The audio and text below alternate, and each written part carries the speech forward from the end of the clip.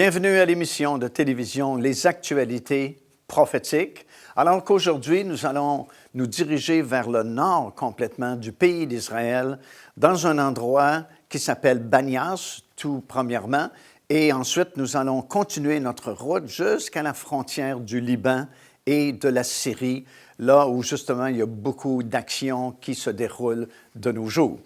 En cours de route, comme je mentionnais, nous allons nous arrêter à Banias, parce que Banias est un endroit intéressant également au point de vue prophétique, puisque c'est à cet endroit-là que Jésus a fait cette grande déclaration, en fait, qu'il a révélé la raison pour laquelle il était venu sur cette terre, c'était afin de bâtir son Église.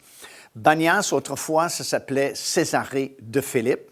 Et comme nous le lisons dans Matthieu, le 16e chapitre, Jésus s'est donné la peine de se rendre jusque dans cet endroit-là, dans le nord complètement d'Israël, afin de faire cette déclaration-là. Il avait demandé à ses disciples, « Qui dit-on que je suis? » Et les disciples avaient proposé certaines réponses, certaines suggestions.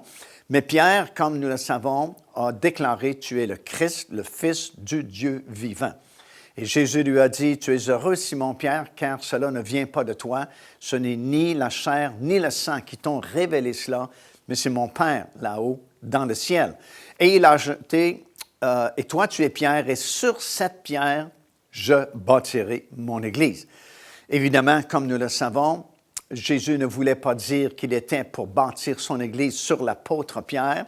C'est tout simplement un jeu de mots en français. « Pierre, tu es Pierre, et sur cette pierre, je bâtirai mon Église. » Mais la pierre dont il parlait et sur laquelle il voulait bâtir son Église, c'est cette pierre-là de révélation qu'il est le Christ, le Fils du Dieu vivant. Et l'Église du Seigneur Jésus-Christ, elle est bâtie, elle est construite sur cette révélation-là que Jésus est le Christ, le Fils du Dieu vivant. Et en fait, là où on ne reconnaît pas que Jésus est le Christ, le Fils du Dieu vivant, il n'y a pas non plus de véritable Église du Seigneur Jésus-Christ. Puis de Banias, nous allons continuer notre route et nous allons nous rendre jusque dans l'extrémité nord du pays d'Israël et nous allons nous tenir dans un endroit qui s'appelle la forteresse de Nimrod. Bien sûr, ce n'est pas le Nimrod dont il est question dans la Bible, qui a construit la ville de Babylone et la tour de Babel, mais c'est une forteresse médiévale de cette époque-là qu'on avait construite afin de protéger les attaques en provenance de Damas, parce que Damas, évidemment, est tout proche de cet endroit-là. Elle a été construite en 1229. Elle a une altitude d'environ 800 mètres et elle avait été construite par Al-Aziz Uthman, qui était le neveu de Saladin. Et c'est vraiment intéressant parce que vous avez une prise de vue vraiment extraordinaire jusqu'à la frontière du Liban, qui se trouve sur votre gauche quand vous vous tenez dans cette forteresse-là, et la frontière de la Syrie qui est sur votre droite. Et entre les deux, vous avez la grande vallée de Bassan.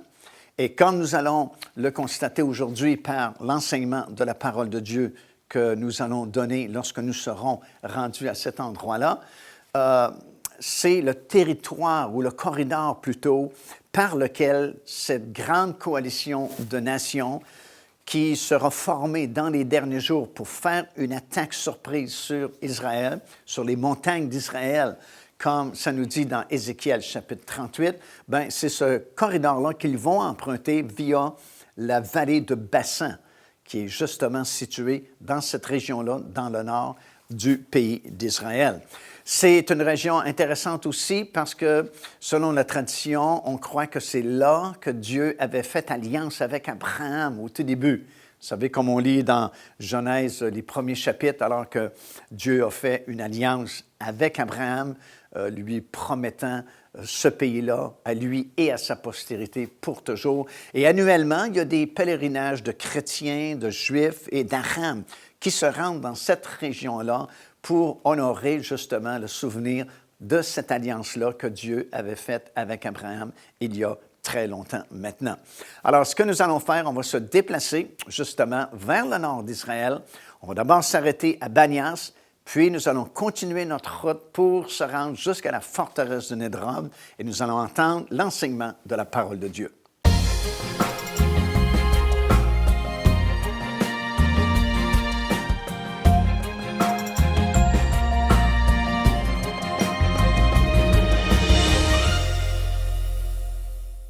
Alors, ce matin, nous sommes en route vers la forteresse de Nimrod, qui est située complètement dans le nord d'Israël, en fait directement sur la frontière du Liban et de la Syrie. Et nous allons faire des prises de vue vraiment exceptionnelles là-bas. Et je vais vous expliquer pourquoi, pour quelles raisons nous allons nous déplacer jusqu'à cette forteresse. Mais actuellement, je me tiens sur les hauteurs du Golan. Et évidemment, les hauteurs du Golan, on en entend parler souvent dans les nouvelles, dans les actualités, parce que ce territoire a été récupéré par Israël lors de la guerre des 6 jours en 1967 et c'est situé justement sur la frontière de la Syrie qui est juste à côté de moi et du Liban qui se trouve devant moi. Et c'est à cet endroit précisément où nous nous tenons présentement à Banias, qui autrefois était appelé Césarée de Philippe, que Jésus, il y a très longtemps, a fait cette grande déclaration « Je bâtirai mon Église ».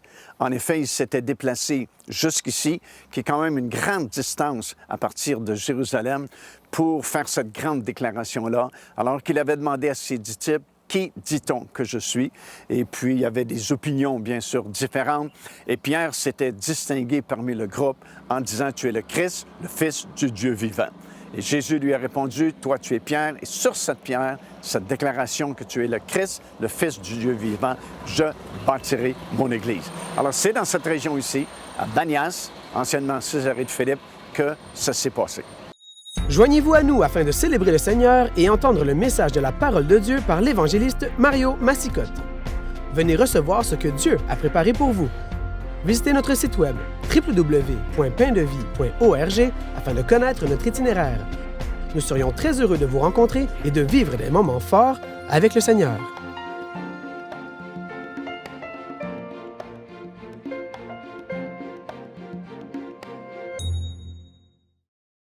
Il y a dans la Bible une prophétie au sujet d'une future bataille, comme une attaque surprise qui sera faite sur les montagnes d'Israël. Et nous sommes venus ici au sommet de la forteresse de Nimrod parce que nous sommes en plein centre de la vallée de Bassan et nous pouvons voir vraiment le corridor que cette coalition de nations va emprunter pour faire justement cette attaque sur Israël. La prophétie se retrouve dans le livre du prophète Ézéchiel, dans le chapitre 38, et nous lisons ceci. « Tourne ta face vers Gog, au pays de Magog. Je t'entraînerai, dit le Seigneur, tu marcheras contre le pays dont les habitants, échappés à l'épée, auront été rassemblés d'entre plusieurs peuples sur les montagnes d'Israël, longtemps désertes. » Alors, c'est la prophétie d'Ézéchiel concernant une future bataille, bien sûr qui n'est pas encore arrivée, et on a beaucoup de détails dans ce 38e chapitre, non seulement concernant les nations qui vont participer à cette coalition, mais également de façon géographique où cette bataille va se livrer, où elle va avoir lieu. Et nous lisons dans ces passages-là du 38e chapitre du livre d'Ézéchiel que cette armée-là, cette coalition, va se pointer dans la vallée de Bassan ici et va faire une attaque surprise sur les montagnes d'Israël. Il y a plusieurs détails qui sont mentionnés, comme je viens de dire. Par exemple, le Seigneur dit « Je t'entraînerai ». Il parle à cette puissance qui est située au septentrion, comme c'est écrit dans ce passage-là. Et bien sûr, le septentrion, c'est l'extrémité du nord. Et si vous regardez sur une carte géographique à partir d'Israël et vous pointez vers l'extrémité du nord, bien, vous retrouvez la Russie qui est située exactement à cet endroit-là. Et nous comprenons que la Russie va former une coalition de plusieurs nations dont certains sont mentionnés par leur propre nom dans la prophétie d'Ézéchiel chapitre 38. Et nous réalisons en fait que le premier partenaire de la Russie sera l'Iran, mentionné sous son ancien nom, la Perse, avec plusieurs autres nations qui vont se joindre à cette coalition pour descendre sur les montagnes d'Israël. Bien sûr, c'est important de tenter de situer l'époque, le moment où cette attaque se fera. Et nous réalisons que le seul endroit vraiment logique où nous pouvons placer le temps de cette attaque sur Israël, c'est vraiment juste avant le début de cette période qu'on appelle les 7 années de tribulation de la fin. Pourquoi? Bien, tout simplement qu'à la fin des 7 années de tribulation, il n'y a pas vraiment le temps pour cette bataille-là, puisque le Seigneur est déjà revenu, et c'est plutôt l'établissement du royaume de Dieu qui se fera à ce moment-là. Et pendant la période des 7 années de tribulation, ben, il n'y a pas non plus de description d'une telle bataille qui doit se produire, ni dans la première partie des 7 années de tribulation, ni dans la deuxième et dernière partie. Donc, la seule solution qui reste, c'est que cette bataille-là ait lieu juste avant la signature de ce traité de paix et de sécurité, justement pour cette période de 7 ans, ce qui provoquerait sans doute la signature de ce traité-là. Parce qu'évidemment, Dieu dit dans sa parole que c'est lui-même qui va intervenir dans ce conflit-là.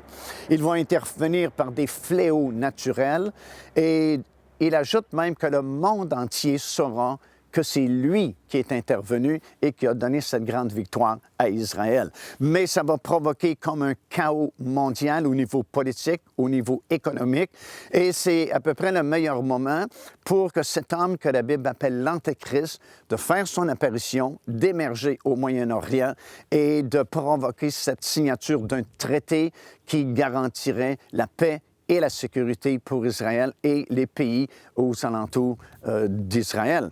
Alors, c'est à peu près le seul endroit où nous pouvons placer la bataille, comme nous appelons communément la bataille de Gog et Magog, au tout début des 7 années de tribulation ou juste avant la signature de ce traité de paix d'une durée de 7 ans. Et on est très proche de ces événements-là puisque les détails qui nous sont donnés dans ce 38e chapitre sont désormais accomplis, puisqu'Israël est revenu, il est établi dans son pays, il est en confiance, et c'est le moment où cette attaque pourrait maintenant se produire. Devenez partenaire avec ce ministère par votre soutien financier et aidez-nous à planter le flambeau de l'Évangile à travers le monde entier.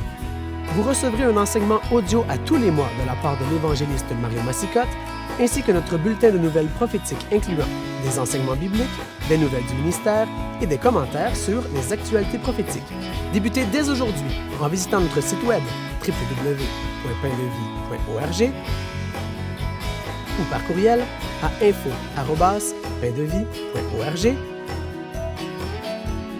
ou en nous écrivant à Pain de Vie, casier postal 426 800 Square Victoria, Montréal, Québec, H4Z 1J7. Alors, la prophétie d'Ézéchiel, chapitre 38, elle est quand même très précise parce qu'elle s'adresse tout simplement à Gog, au pays de Magog.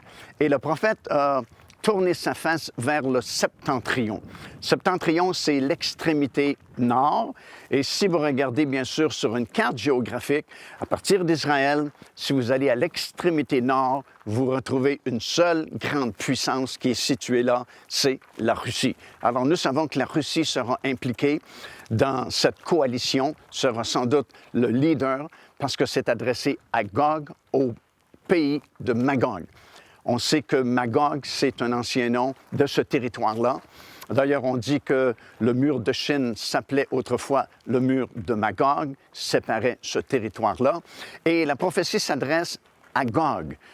Et nous apprenons dans le livre d'Amos, la version septembre, par exemple, dans le 7e chapitre et le 1er verset, que Gog est une entité démoniaque. Voici ce que ça dit dans ce passage-là. Ça dit, voici, il formait des sauterelles, et voici, une des jeunes sauterelles était Gog, le roi. Alors, c'est certain qu'on parle ici du domaine surnaturel, du domaine démoniaque, parce que, bien sûr, les sauterelles n'ont pas de roi, comme c'est mentionné dans Proverbes, le chapitre 30 et le verset 2. Mais ici, il s'agit d'une entité démoniaque qui contrôle cette région-là du monde. Comme nous savons, parce que nous l'apprenons par la parole de Dieu, qu'il y a différentes entités démoniaques qui gouvernent certaines régions du monde. Par exemple, nous lisons dans le livre de Daniel, alors que Daniel priait pour avoir une réponse, cette réponse-là a été retardée pendant longtemps par le prince de la Perse qui empêchait que la réponse puisse revenir rapidement pour Daniel. Alors, nous savons que certaines régions du monde sont contrôlées par des esprits démoniaques et Gog, c'est un esprit démoniaque qui contrôle cette région-là du septentrion, du Grand Nord par rapport à Israël. Alors, la prophétie est très précise, elle s'adresse à Gog, cette entité démoniaque qui contrôle ce territoire-là, au pays de Magog, justement. Et vous avez toute une liste de nations qui vont faire partie de cette grande coalition, dont le premier partenaire, et c'est important de le remarquer, c'est la Perse. Alors, la Perse, bien sûr, c'est l'ancien nom de l'Iran moderne, et nous apprenons par ce verset-là que l'Iran sera un des principaux partenaires de la Russie qui attaqueront à ce moment-là sur les montagnes d'Israël. Puis plusieurs autres nations sont mentionnées comme Cush, qui est l'Éthiopie et le nord de l'Afrique. Nous avons Put, qui représente la Libye moderne, Gomer, qui représente la région du Rhin, la vallée du Danube en Europe de l'Ouest, et Togarma, bien sûr, qui est représenté aujourd'hui par la Turquie moderne. Alors, vous avez toutes ces nations-là qui vont s'aligner avec la Russie pour faire une attaque surprise sur Israël, sur un pays qui a été réchappé de plusieurs nations du monde. Alors, évidemment, cette bataille-là ne pouvait pas se produire avant ces récentes années parce qu'Israël devait d'abord revenir s'établir à nouveau dans ce territoire où ils sont présentement pour que cette bataille puisse avoir lieu. Mais aujourd'hui, c'est fait. Israël est bel et bien revenu. Il est à nouveau dans son pays. Il est en confiance lorsque ça dit qu'il vivra en sécurité. Le mot hébreu veut dire également confiance. Et c'est exactement ce qui est vécu présentement en Israël. Ils sont vraiment confiants parce qu'ils forment une des meilleures armées du monde et c'est vraiment le temps propice pour cette attaque surprise sur les montagnes d'Israël. Nous apprenons également qu'il y a une grande différence entre la bataille d'Armageddon et celle de Gog et Magog, parce que bien sûr, l'endroit est différent. Armageddon se situe à Jérusalem, tandis que la bataille de Gog et Magog se situe surtout ici, dans la vallée de Bassan. Et dans la description d'Ézéchiel chapitre 38, il n'est même pas question vraiment de Jérusalem. Et puis, l'issue du combat n'est pas la même non plus, puisque à Armageddon, ça se termine par le retour du Seigneur Jésus-Christ et l'établissement du royaume de Dieu sur la terre, tandis qu'ici, lors de la bataille de Gog et Magog, ça va plutôt se conclure par ce traité de paix et de sécurité pour une période de 7 ans, qui en réalité seront les 7 dernières années de tribulation de la fin. Procurez-vous cet enseignement disponible dès maintenant sur notre site web au www.paindevie.org. En visitant notre boutique web, vous pourrez commander ou même télécharger les enseignements. Vous trouverez aussi plusieurs autres produits contenant des centaines de sujets pour votre édification.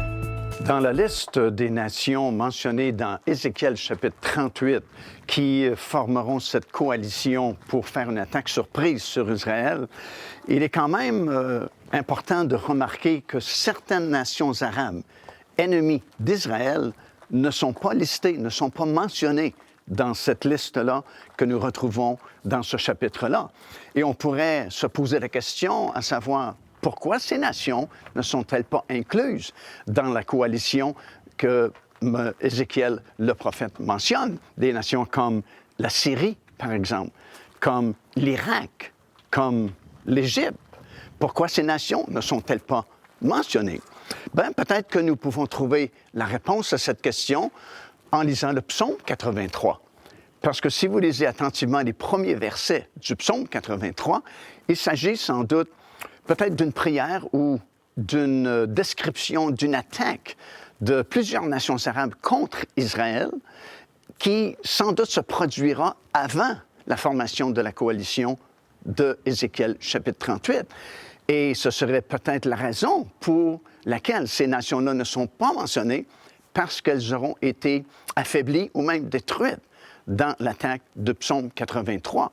On sait par exemple qu'il y a une prophétie dans le livre d'Ézéchiel qui nous annonce la destruction de la ville de Damas. Alors, si la ville de Damas est complètement détruite, bien, la Syrie sera très affaiblie, peut-être voire même détruite. Et c'est peut-être la raison pour laquelle ces nations-là ne sont pas incluses dans la coalition d'Ézéchiel 38. Devenez partenaire avec ce ministère par votre soutien financier et aidez-nous à planter le flambeau de l'Évangile à travers le monde entier.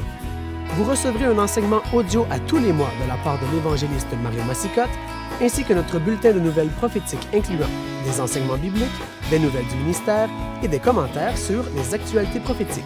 Débutez dès aujourd'hui en visitant notre site web www.paindevie.org ou par courriel à info@paindevie.org ou en nous écrivant à Pain de Vie, casier postal 426 800 Square Victoria, Montréal, Québec, H4Z 1J7.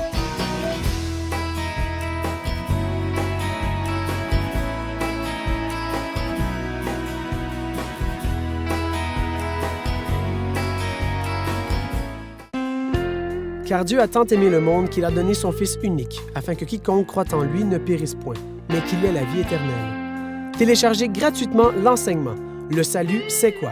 en visitant notre site web www.paindevie.org et recevez la grâce merveilleuse que Dieu vous offre. Alors, comme nous le constatons encore une fois, il y a beaucoup de guerres dans cette région-là du Moyen-Orient. Il y en a beaucoup eu autrefois. Et encore aujourd'hui, de nos jours, c'est plein de conflits et de bruits de guerre dans cette grande région-là du Moyen-Orient. Et certaines de ces guerres ont été prophétisées dans la parole du Seigneur. Il y a cette guerre-là dont nous vous avons parlé aujourd'hui au cours de ces segments que nous avons enregistrés à la forteresse de Nimrod et dans cette région-là du nord d'Israël, telle qu'Ézéchiel chapitre 38, qui nous parle d'une invasion en provenance du nord, et non seulement du nord, mais du septentrion. Septentrion veut dire l'extrémité du nord, cette grande puissance qui va former une coalition avec plusieurs nations et dans les derniers jours, va faire une attaque surprise sur les montagnes d'Israël.